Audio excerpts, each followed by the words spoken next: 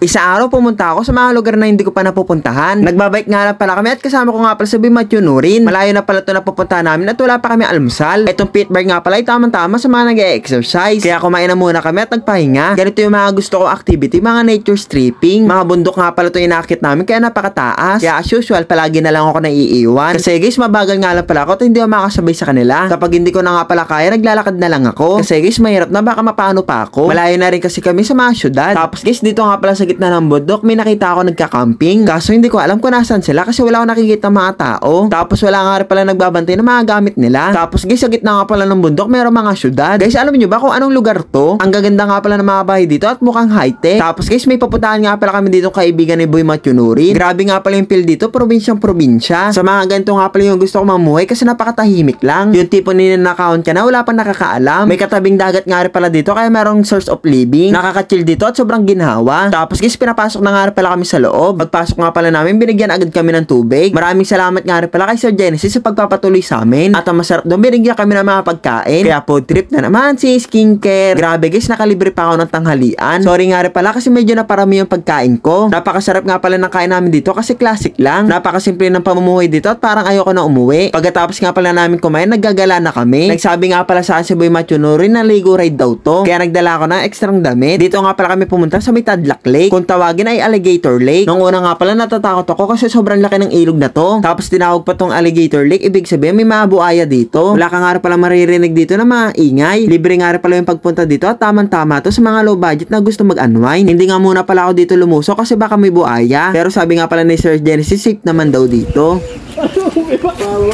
Oh, lamig!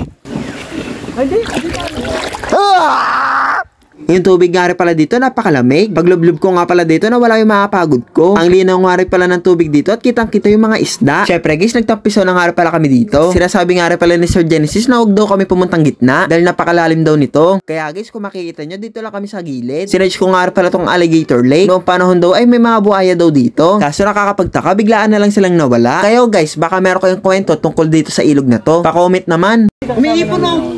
Mike? Ipon? Maraming ipon dito. Mayat ako. Gawin tayo. 1, 2, 3, go. So guys, bawal nga rin pala manguha dito ng mga isda. Sobrang daming maliliit na isda dito at mga hipon. Kaya tingin ko napakayaman ng tubig na to. Daming isda guys oh. Tapos ayun guys, tignan nyo. Good wish. Ano yun? Guys, tignan nyo to. Duhol, alam nyo yung duhol? Ayun oh. Oo ano. Kaso matanda na.